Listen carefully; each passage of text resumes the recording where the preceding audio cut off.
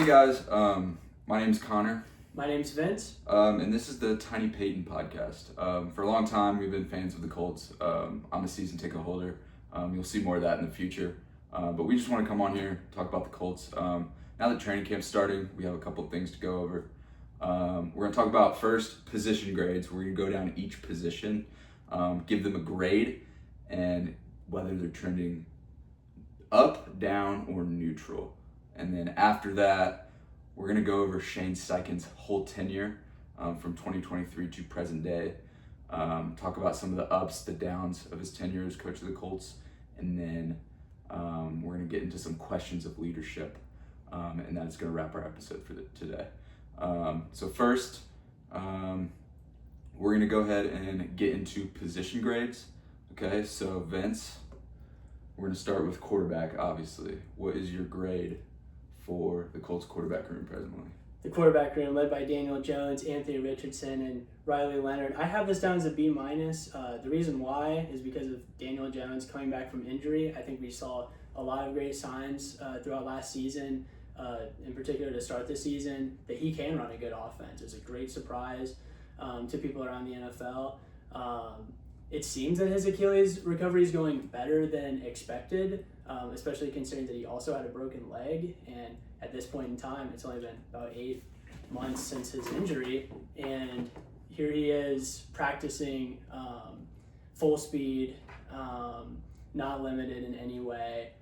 So I think that's something that's really encouraging. We also have Anthony Richardson and Riley Leonard as an interesting QB2 battle. We're going to talk about Anthony Richardson. All right. That sounds good. What grade do you have? Well, first of all, who do you think's going to win before I tell you my grade, who's going to win the QB2? What's your prediction now? I mean, we're a couple days into training camp, so so something I think you're going to see here is I like Anthony Richardson, and I'm not going to pretend like I don't. I still do.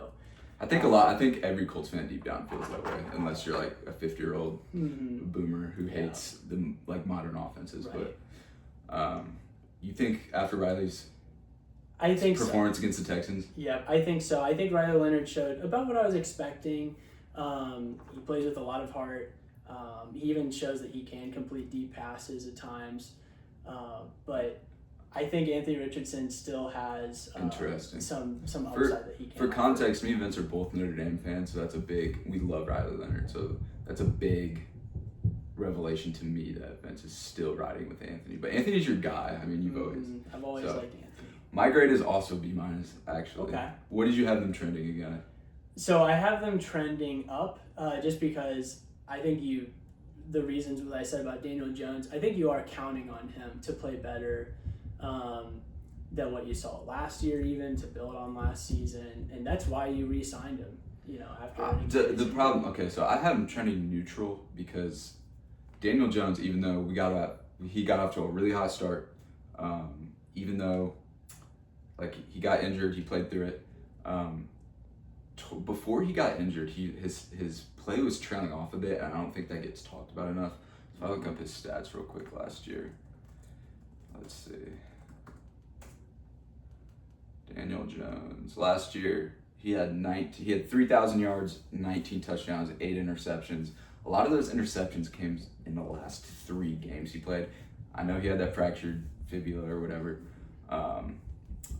The good news is 19 touchdowns was actually a career year for Daniel Jones. Surprisingly enough, he had never thrown more than 17 touchdowns in a season before. He just got fully cleared via Pat McAfee's podcast, so that was surprising. But Daniel Jones just has a history of inconsistency. So yep. I'm rooting for the guy. The Indiana Jones stuff was fun last year. I think we all enjoyed it as Colts fans, but I want to see more of it before I trend upward, right? And obviously Anthony could trend upward. Obviously, like you said, he has a higher upside than Riley.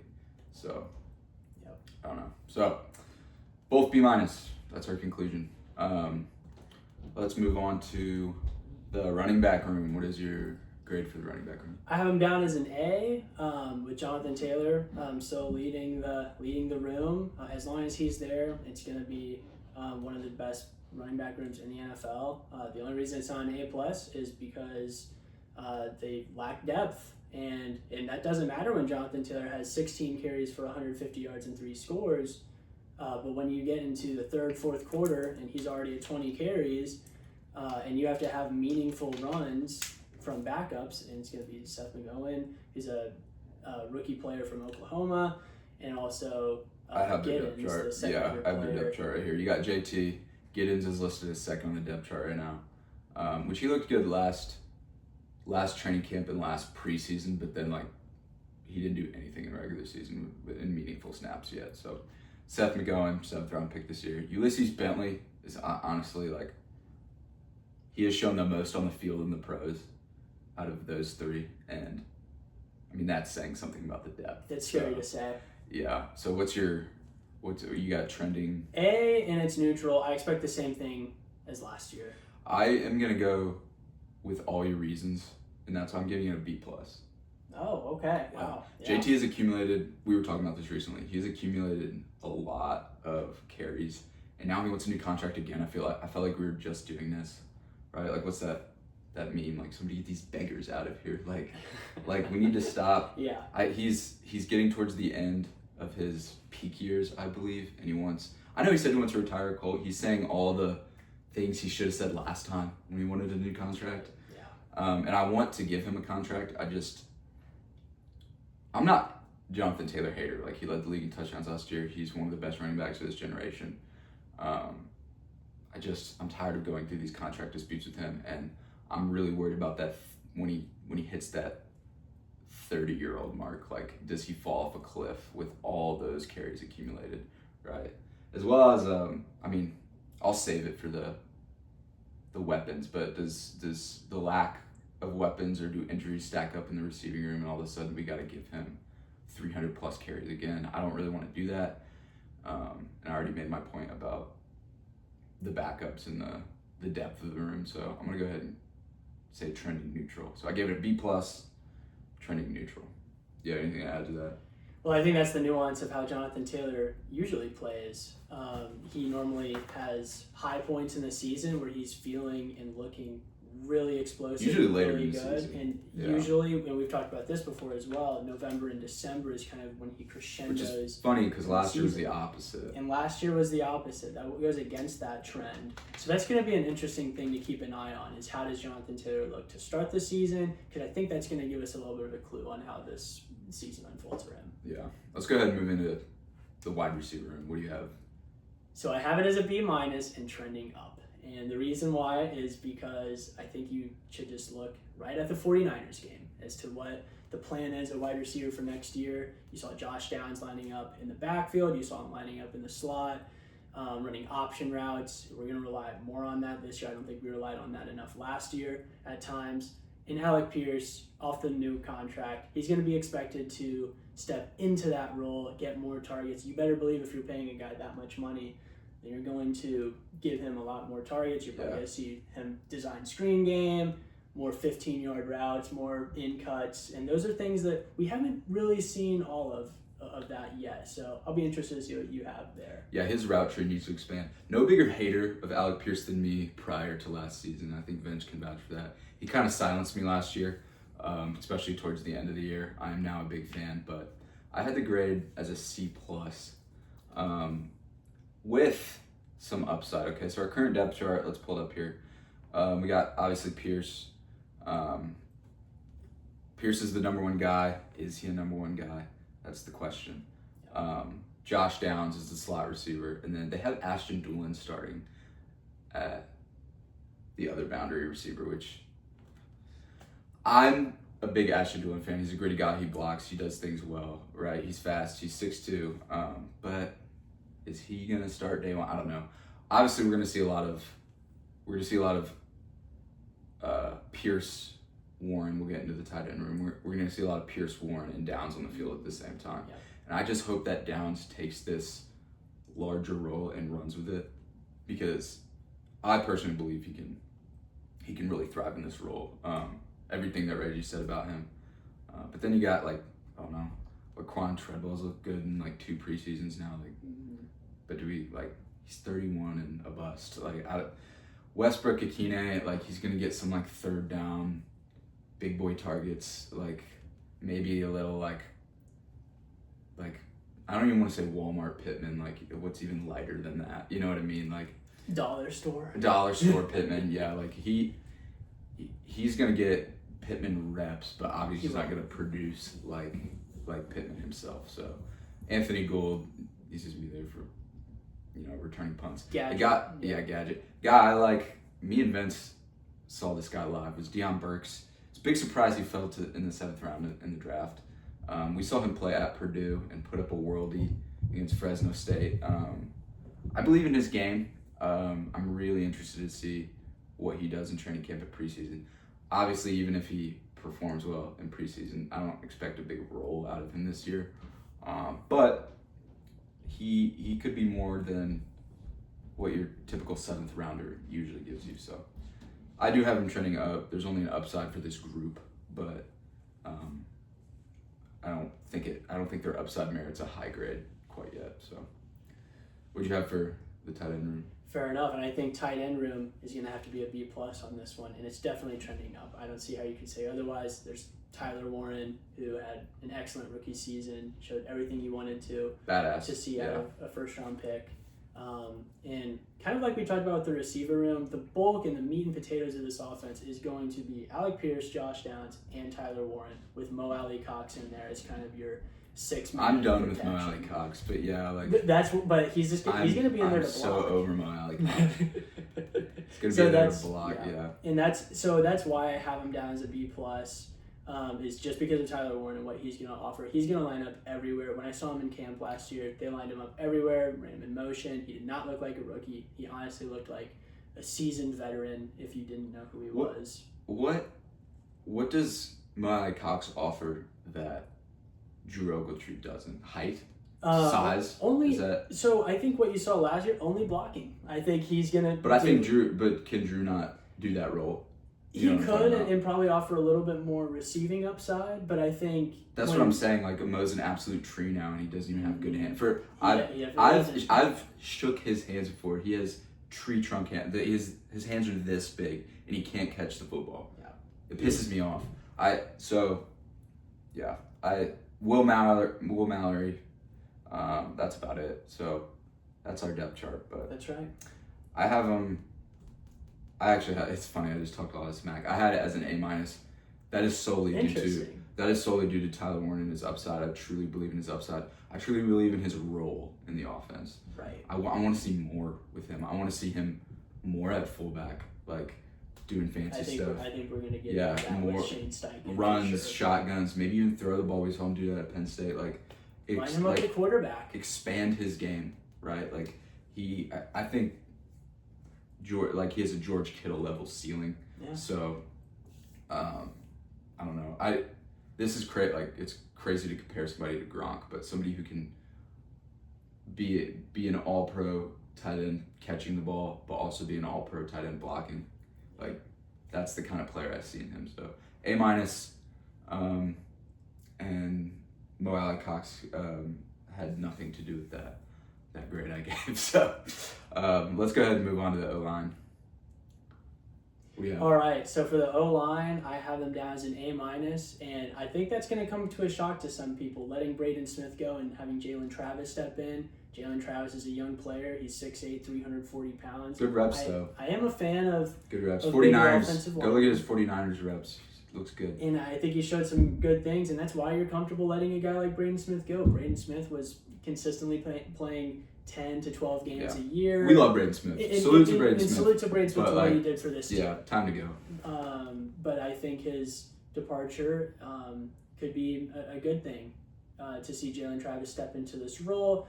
Another thing too, Chris Ballard, as much smack as people talk about him, he has earned the benefit of the doubt when it comes to offensive linemen. He knows what he's doing at the offensive line. That's been a staple of the team throughout his decade. So I have the evidence to give them an A-.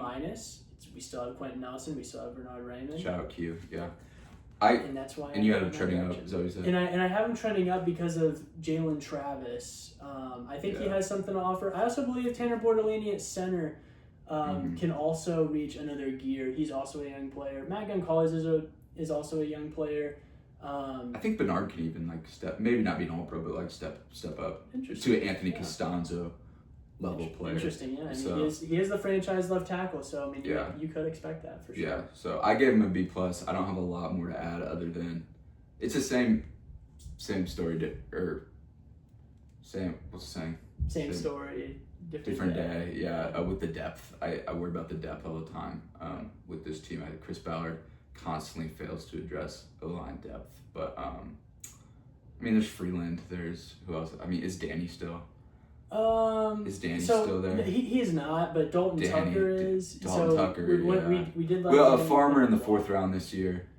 Coaching staff really likes him. He's really traits-based. Which they often are with Chris unproven Ballard, but unproven certainly, and probably not ready to get any meaningful reps this year. They looked bad at the end of the year, but the whole team was in shambles. So let's keep moving for time's sake. I don't have a lot more to add other than you did. What'd you give the D-line room? So I gave the D-line. I don't think you're gonna like this. I gave him a C. And the reason I do not like that. You're right, actually. Yeah, I knew you wouldn't. DeForest Buckner and Grover Stewart are 32 years old. DeForest Buckner coming off a neck injury that's scary. He went to get stem cell, I think. That's a concern. One of the edge spots is definitely a question mark. Arden Key. Buck's neck. Yep, Buckner's neck. Not a big fan of Arden Key. We've whooped his ass for the last... That's right. How many years on it? JT from Ohio State, and then of course Caden Curry could also compete. Maybe I was looking forward to JT snaps last year, and he got none. So as a 2nd round pick, that didn't. Yeah. And I think that leads you to question, right? What does the coaching staff actually think of him? He was a healthy scratch at times. Yeah. So that's going to be something to keep an eye on. Lance Olatu, definitely the bright spot. That's who I want to talk about. We don't. And I think maybe I'm not giving him enough credit. I think he's progressing really well and probably as expected for a 1st round pick. But he is the only position that I feel good about out of the 4. How many sacks do you feel out of what would be a disappointing amount of sacks for Olatu this year for you? I would say... Because he goes 4.5, 8.5. Yeah, so I would say anything less than 11.5 I think would probably be... If you got 10 sacks and a bunch of pressures... and some TFLs in the run game, you would be upset. I think that's the nuance, though, is if he fills the stat sheet in other ways. Obviously, you saw last year he even had some playmaking abilities, like getting interceptions. Those are ways that you make up for. We have 3 picks, 2 or 3. So absolutely, 2 or 3 picks last year. That Seahawks tape though in the run game, that was one of his best games. That's what I'm saying. I think he really can step up his game this year. I did give, so my grade, I gave it a B. I also had it trending down. So I'm not totally against it. I think a C is too low. DeForest and Grover, when they're healthy and playing, that's the problem. It's are they going to be healthy and playing? DeForest's neck. But they're one of the best combos in the league at 1 tech and 3 tech when they are playing. The only reason I had them trending down is all the reasons you gave. Arden Key, I just don't really believe in. I'm just tired of the stopgapping one of the starting spots and then drafting a 2nd rounder who doesn't pan out. And that's something that we could get into with Chris Ballard, having a trend of 2nd round edge players that don't amount to playing much. We got signed Michael Clemens. George Gumps Jr. rookie in the 5th round. I don't see it. I don't know. They slide out of Bore out there sometimes. Yeah. D-line, I'm worried about, but I am excited about Latu at the same time. Yeah, definitely. So, what about the linebacker room? This is interesting. So, also, probably not going to be a big fan of this, but I think this could easily just be a question mark. I have him down as a C-, but trending up. And the reason why is because there is a likelihood that we start 2 rookies. I had the exact same, by the way. I had a C-. I had a C- trending up. You could definitely have a question mark for this because you're probably going to start Allen from Georgia, Bryce from And I'm not Oregon. falling for the CJ tape propaganda, the one that came out from rookie camp. I haven't seen that. There's a rep that came out that everybody said he looks slow, and I'm just not falling for the propaganda. Go look at his Georgia tape. That man is not slow. He is certainly stiff. I wouldn't say he's slow, but he's very strong, and that's why I think Chris Ballard wouldn't draft somebody. I'm not giving Chris Ballard his flowers, but he's not gonna. draft somebody who's not athletically gifted. And we've started but stiff. That word stiff reminds me of rock, which scares me. So I don't like that you use that word. Well, the good news is he's a linebacker, and he has great play strength. He's playing in the SEC. He is hurt currently. He's on PUP. I did see that, and that's going to be a concern. Missing reps as a rookie, even though I think he's a green dot guy day one. Yeah. Right, but can he have the green dot if he misses all of training camp? What do you think of Akeem Davis Gaither? 2-down linebacker. Okay. I don't know. He'll play. He's the experienced guy of the group. I'm more interested in Bryce from Georgia. Yeah. Multi-sport athlete. I like that pick. I think he could get a lot of reps. I've been wanting Jalen to get more reps and play more. He can't stay on the field. Mm-hmm. He can't. I don't know. I like him a lot, but the flame's starting to burn out for me. Well, he's another one where I think Chris Ballard still believes in him. I think the coaching staff, you see the direction that they think of him, healthy scratching him at times last year. Unfortunately, I think that shows that the coaching staff is starting to lose belief in him. Okay, base 4-3, who's out there to start week 1? So if CJ's healthy. If CJ's healthy, so in a base defense, it would be Akeem Davis Gaither, due to his experience in Lou Anarumo's defense, which is important. He would be at the will.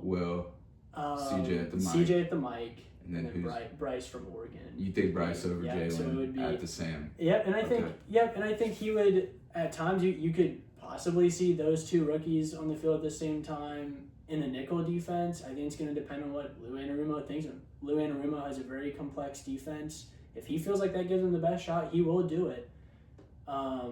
But I do think there's a chance that they also struggle in a system that's so complex and so multiple. Yeah, no, I agree. I think it's funny we had the same grade in training. Let's move on to the secondary. Go ahead and give me your secondary. This is my most exciting talking point of this topic so far. Secondary, I have it as an A, and I have it trending upwards, and I know that's high praise. I believe this could be the top secondary in the NFL if all goes right, if every button hits. It's due to Sauce Gardner, who, is it safe to say at this point he's underrated? Yeah, The way I saw he was the 8th rate. Even I don't take Madden ratings seriously, but he's the 8th rated. It's ridiculous. Ridiculous. Nobody throws at him. I get he doesn't have hands, so he's never gonna have 8 interceptions because he can't catch the ball. But he's also a man coverage corner. Yeah. And Denzel Ward is not better than Sauce Gardner. No. To your Madden ratings point. You have Javarius Ward, who, shout out to him, really pulling for him. He has a lot of rough year last year. Rough year last year. Last year in San Francisco, a lot going on off the personal field. Stuff. So rooting for that guy. So definitely rooting for him. And then you have Wally, a corner coming back from injury. We love Wally. The coaching staff is very high on him, and I think you're going to see during camp. Might be Kenny's heir. Exactly. Shout out Kenny Moore. I love Kenny Moore. I'm going to miss him, but Wally, if he's healthy, he could be something really special. Apparently, he was talking a lot of smack too at camp last year, just coming in as a rookie, with that level. You need that level of confidence as a mid-round, third-round pick corner. It's very important. And Javarius Ward supported him fully in that during training camp. And safeties, I threw that in with the DBs as well. Cam Bynum and then the rookie from LSU.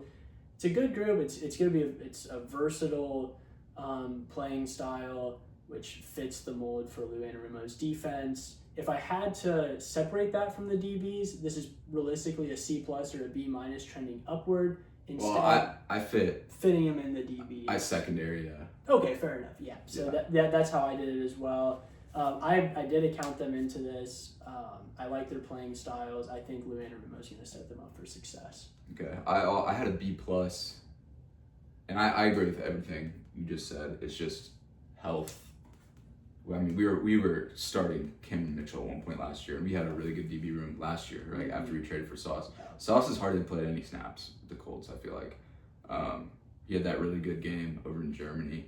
Other than that, really hasn't played that much. I'm a big Sauce fan. We liked Sauce since he was at Cincinnati, actually. We did. With Alec Pierce. Yeah, with Alec Pierce. But I just want to see him play. What's his name? Mooney Ward couldn't stay on the field last year. Justin Wiley's coming back from an injury. And then what's the rookie at safety? I'm spacing him. It's AJ Halsey? AJ Halsey, yeah. Just unproven. I like his tape, unproven. It's the only reason it's not an A- or an A is just like these health concerns and unprovenness.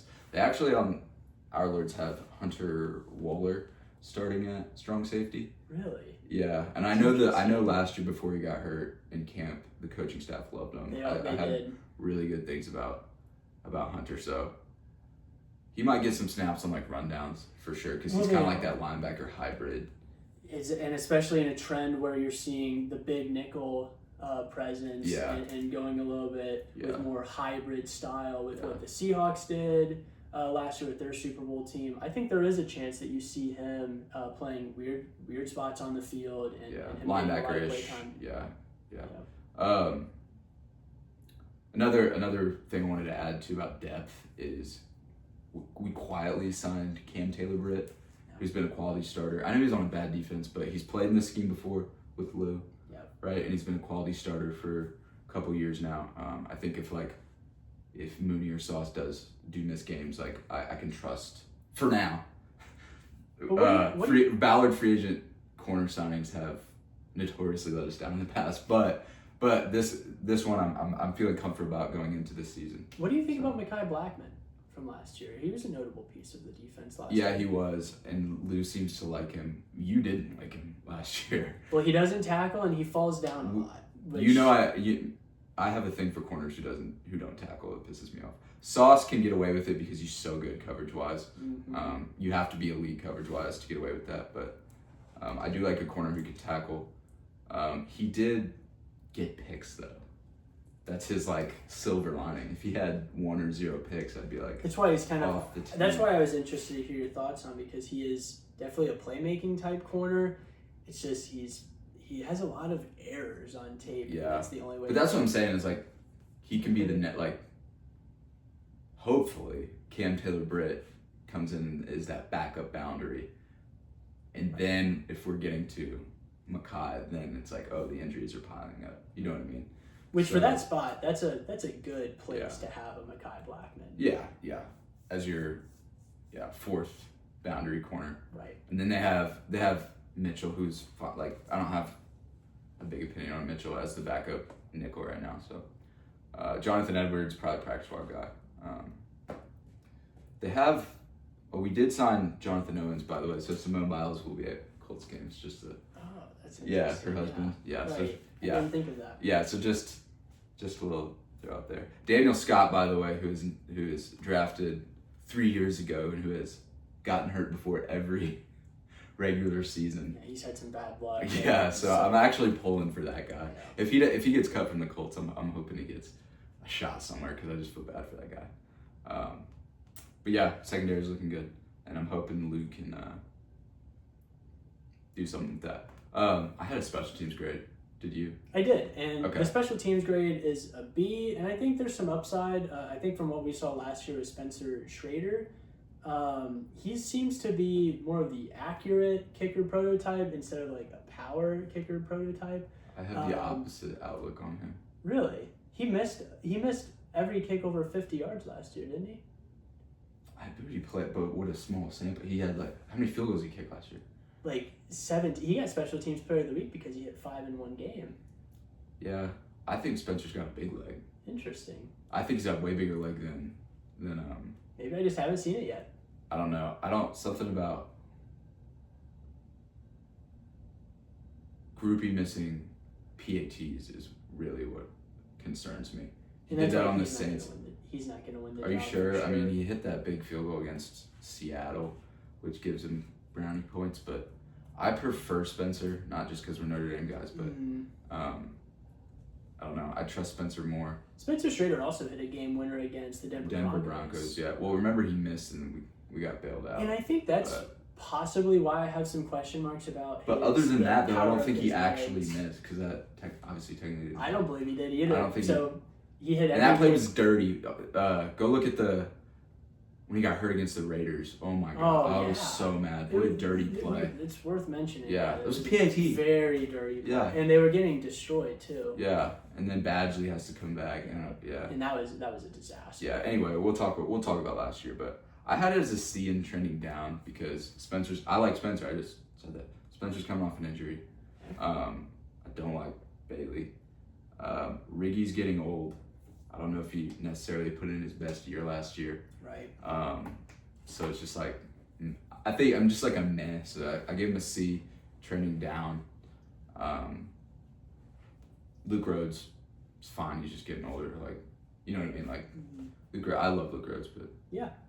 So, okay, I think that wraps up our grades. I had a feeling they would be pretty similar, and they were. So, we have very similar outlooks on parts of this team.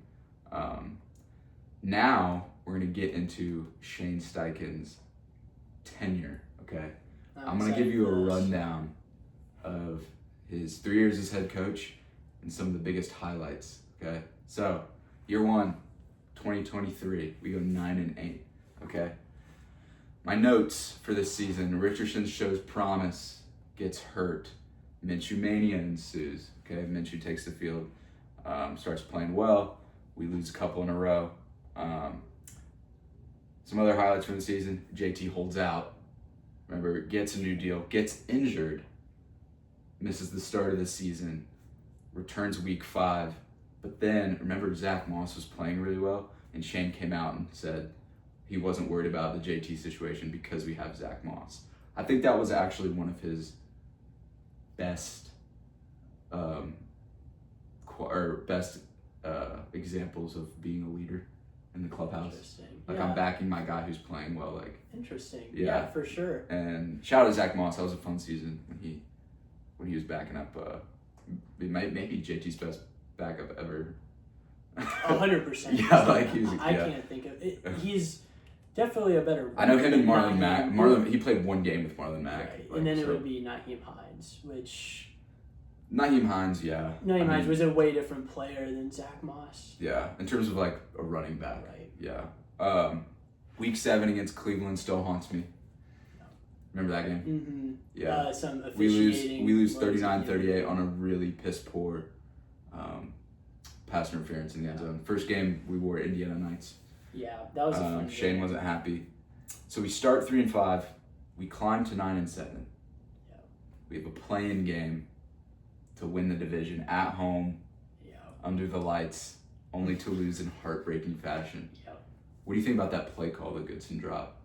Well, I thought we got exactly what we wanted. Shane Steichen explained it. It was that's what I wanted to get out of this. Are we blaming Shane for that? No, I don't think you can, and I know that was how I felt at the time.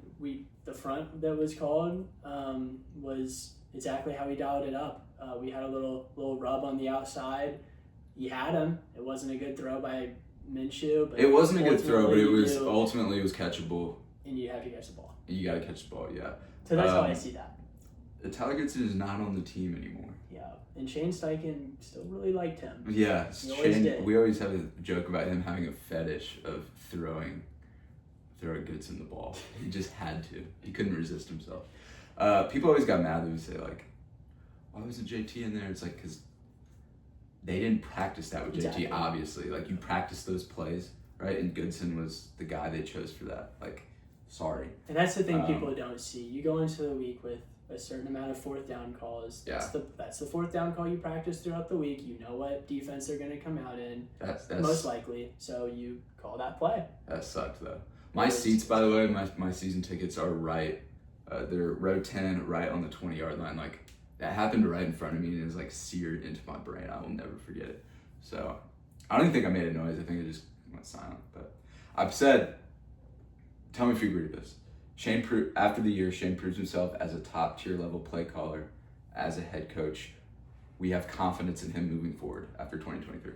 Well, that was the takeaway for sure. Okay. And I think to this point, it's probably his best all-around coaching season to this point. It's his best coaching performance because of the reasons you said about Zach Moss. I totally agreed. Those were some of the notes that I had, was that this team, a good bulk of the leadership was Gardner Minshew and Zach Moss. And those two players have not had much relevance post those seasons. I think you saw Shane Steichen come in with a plan of RPOs, mesh, running empty, running a real college spread modern day offense, and I think a lot of people gravitated towards that, and I think that's why you saw he's one of the, like you said, one of the trending offensive minds in the NFL. Yeah, that brings us to 2024. Okay, this was a roller coaster of a season. Okay, yeah. I don't know if maybe one of my least favorite Colts seasons of all time. Yeah. So we go 8-9. Okay, so there's my highlights from the year. Most of this was off the dome, actually. I did look up this schedule after I got my original notes, but I remember a lot of this. It's etched in my mind. Richardson stands out game one, maybe the greatest throw in NFL history. That's right. Off back foot to Alec Pierce. I think we all were believers after that play. Yeah. Like, we have Josh Allen, but better. Like, that was our, right. Like, we have more athletic Josh Allen. Right. I think that was our thought. So, yeah, he stands out game one, maybe the greatest throw. That Doolin throw was also underrated. He put that on a rope, and then Doolin took it for a touchdown.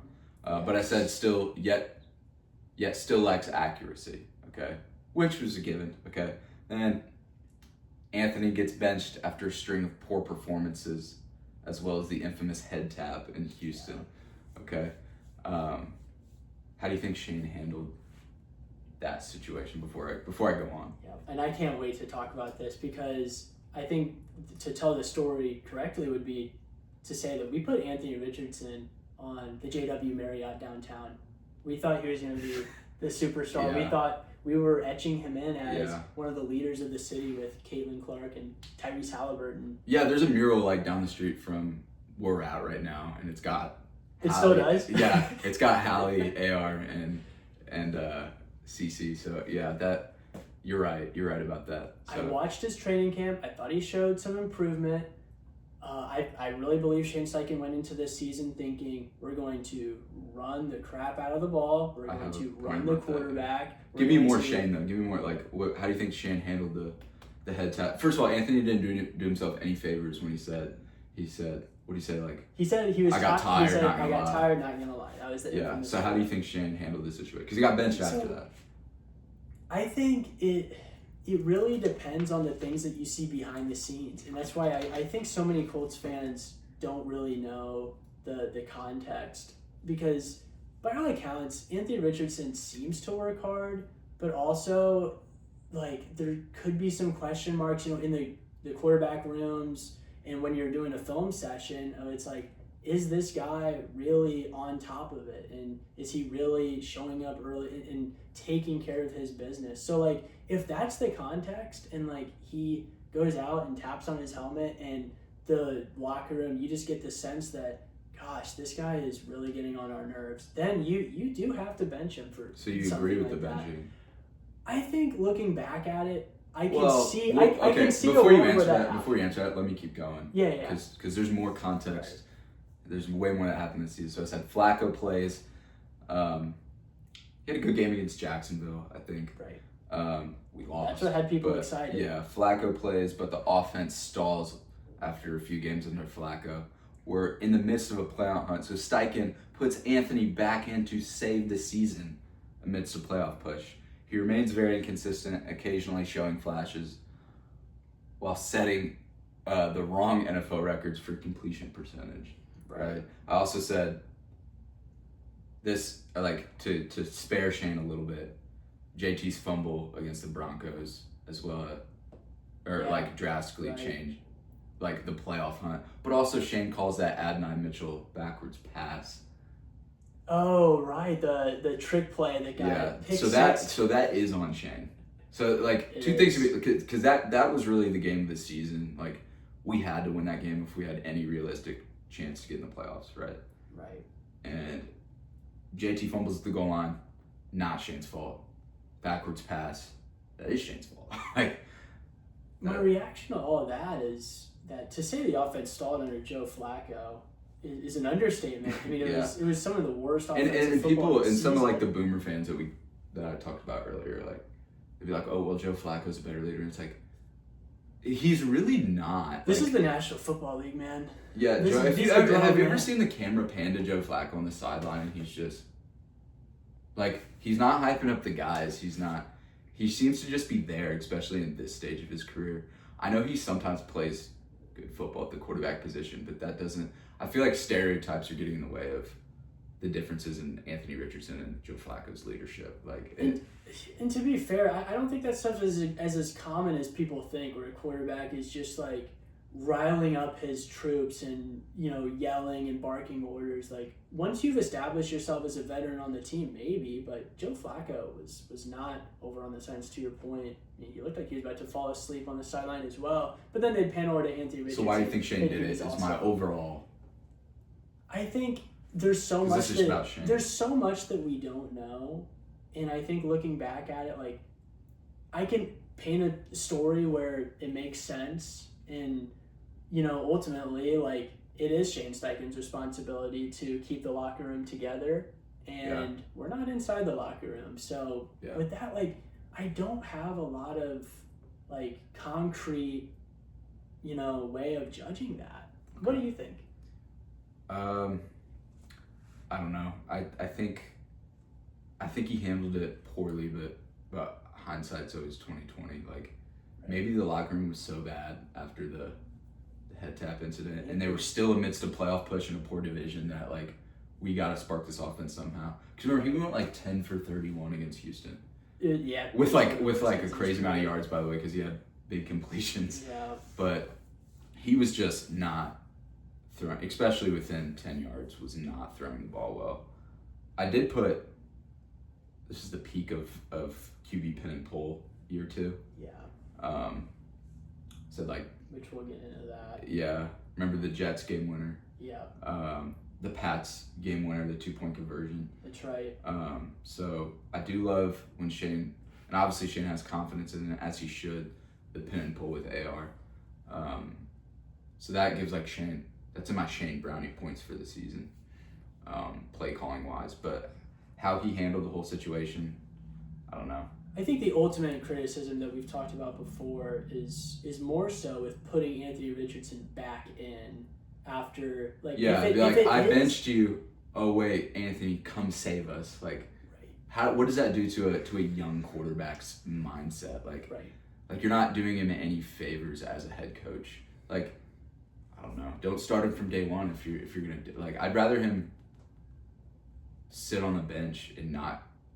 I've always been a fan of playing a quarterback, but, like, if you're gonna bench him and start him and bench him and start him, like, you're going to screw with his head. And, like, this is a very mental position, but also, like, and I'm not trying to turn this into an Anthony Richardson podcast, but Anthony Richardson and Shane Steichen's careers are, like, so as far as they're intertwined. So whether you like it or not. After year 2, we have a lot more questions about Shane.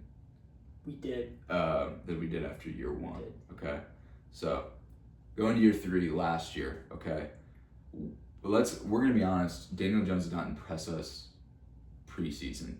Quarterback battle. We went to a couple training camps. Neither quarterback really fascinated us. It was a lot of what we expected. And then that preseason game I went to, like, Daniel was like 10 for 21 with like 100 yards. Which reminded me a little bit of Anthony Richardson. And then it goes on to show you that maybe completion percentage is a coaching stat. Yeah. But then the other notes I have so Daniel Jones surprises, and he starts hot out of the gate. Yeah. We start 8-2. We lose a tough game at Arrowhead that I think really kind of derailed the season in a way. And ended up derailing it for sure. Yeah, a lot of things should have gone our way that game, which seems to happen with the Chiefs a lot, but that's a broader point. So tough loss. Jones tears his Achilles afterwards in Jacksonville. Season gets derailed. Total collapse ensues. We finish 8-9 after starting 8-2. That is Shane's fault. I think there's no reason. Like, and actually, let me just keep going because a lot more happens. Major secondary injuries I pointed out. We give up 2 firsts for Sauce. He barely plays. Kenny and Ward also struggle with help. We decide to sign 44-year-old Phillip Rivers at the end of the season to try to make one last push for the playoffs. a man who hasn't played in 5 years. Mystery. This is and same thing about Anthony. Put in other mystery looms over Anthony injury, and then AD Mitchell's demise within the team. A lot of that is like Shane Steichen oriented. Like last year was the Shane Steichen. Like we had the first half of the season where we were like praising Shane, and then all this craziness. We're like, Shane, what are you doing? Shane Steichen's play calling is worth praising, but I've never heard it laid out like that before. That a lot of these, fallouts with these players on the team. AD Mitchell did it. First of all, he started it himself by fumbling, but also how many times are we gonna fumble across the goal line before I point at the head, right? Or fumble before crossing the goal line before I point at the head coach and be like, you need to make a point. After JT happened in an important game, you would hope that it would never. You'd hope it would never happen again under his watch. He was a healthy scratch next game, Mitchell, right. Which I thought was a good decision. But then Mitchell's also talented at some point. I would have if you go back to our position grades, I would have a better outlook if AD Mitchell was still on the team. As he's a talented receiver. Yeah, he's an addition and shows some upside. Yeah, and how Shane ultimately I know a lot of people want to say in a way AD failed the Colts, but I think Shane also failed him in a way, right? Yeah. Shane decides. I mean, Riley got hurt the Jacksonville game after Daniel tore his Achilles. Not a lot of people know that context. Because people are like, why didn't we have... I know I have a friend who's like, why didn't Riley play this whole time when Rivers was playing? Riley actually hurt his knee and was the emergency quarterback for 2 games because he was hurt after the Jacksonville game. But the Phillip Rivers thing was crazy. The Phillip Rivers thing, it felt like we had no choice. We really didn't have it. So how does that reflect on Shane? How do you feel? So to me, the Phillip Rivers thing for Shane Steichen, I'm gonna go ahead and give him a pass on that. I just don't really care for the decision either way because I think we had no options anyway. I think the Adonai Mitchell thing with the context of hey, we're an 8-2 team. We're gonna run a tight ship from here on out, and boy, does it just always ends up backfiring. Yeah. And with Adonai Mitchell, he's a talented player. Like you said, he's an addition to the room if you still had him, but you threw him in the Sauce trade. I hope he has a good career because he's certainly very talented. Yeah. That leaves Shane with a record of 25-25, which feels so Shane is what scares me. You know what I mean? Are we eventually gonna hit a bump with this guy where he becomes Sean McVay? Obviously that's high praise. But I do think he can call offenses that well. Yeah. But can the ultimate question, the reason we did all this, can Shane Steichen lead a football team? Especially after all this has happened, right? He picked a quarterback who seems to be the wrong quarterback, didn't coach him well, benched him. There's that mystery injury from last year that me and Vince talk about a lot. We never found, it was really weird. Apparently, a band broke his face, and then Shane would not address it. I think another injury that isn't talked about enough is Anthony Richardson's back spasms. And after the game, Shane Steichen said he's sore, and then they said he's crawling around his house, and Shane Steichen went on to say he's really sore. That is just not a good answer. Just not a good answer. Bad answers, and yeah, that it doesn't make you look like a good leader. That's what. And he's a young coach, so obviously he has room to grow as a leader. He was 38 when we signed him to be the head coach. And also, we're not taking into account too. But you're still the head coach. You still have to be the leader of the team. And by all accounts, it seems that the players like playing for him and play hard under him. I think when this offense is moving well, these guys do look excited to run around out there and run these plays. Because when the offense is humming, J.J. Watt just described it as cruise control. I want this to work. As much as I'm sick of Ballard. I want Shane to work. I want this offense to work, and I want him to lead this team, right? This is why we're talking. We're not trying to just do like a, remind you of all the pain you've suffered the last couple years. Right. But we do have, because of all these notes I made over the past 3 seasons, we do have legitimate questions about Shane's leadership and how he can steer the ship of this team. And he's got, we talked about each position group. He's got a big task in front of him this year. The division has only gotten better. I don't know. I wouldn't say hot seat, but he's definitely like, you gotta make the playoffs this year. I would say making the playoffs. I would say that probably puts him on the hot seat then. In my eyes. If we don't make the playoffs. Is that if we don't make the playoffs, he's most likely going to Okay, so he's on the hot seat. So if depending on how you want to frame it. Does he get another? With these leadership questions, does he get another job, or does he go straight to it? Like, kind of like what's his name in Miami? I'm spacing his name. Mike McDaniel. Mike McDaniel. Yeah, I don't think that guy's a good leader. I think he's a top tier offensive coordinator for the rest of his life. Right, and like, what is that? Shane's calling? Is that? Well, see, that's what's going to be really interesting to see, because if Shane Steichen was fired, I guarantee you he would be the top, if not one of the top offensive minds on the market as an offensive coordinator. But then the way this thing works, I think Mike McDaniel probably will get another head coaching spot the same way I think Shane Steichen would, theoretically. There's a phrase that you could get a head coach too early in the process, because like you said, he's 41 years old. He still needs to grow. Yeah, I mean, Bill Belichick with he falls under that category. He had to go back to being a coordinator, and then. Go ahead, just in the comments, let us know if you know a coach that hasn't been fired. Yeah, we're rooting for Shane. Like, let's get that out there. Like we are rooting. Like, Shane, we are rooting for you. We don't want to have these questions of leadership, but this is a long rap sheet. Like, this is a lot of bullet points that I had. Just off the dome, like. To be fair, these seasons have been so wild and unpredictable. Yeah, and we just hope we want some steadiness. We want some less rocky way. And there's always going to be in the NFL like some big waves, but we want to calm the seas a little bit this year. That's for sure.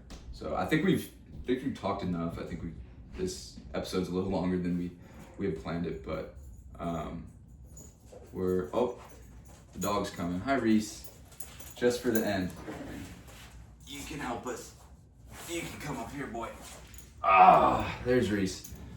Reese is also rooting for Shane Steichen. Thanks for watching. We have a lot to say about the Colts. We love the Colts. I'm Connor. This is Vince. This is Tiny P. This is Reese. And hope you guys enjoyed this. We'll try to post every Monday is the plan. But I'll be active on social media. I'll communicate with you guys. And we'll get back to you on that. So thanks for watching. Yep, thanks for watching. We'll see you guys later.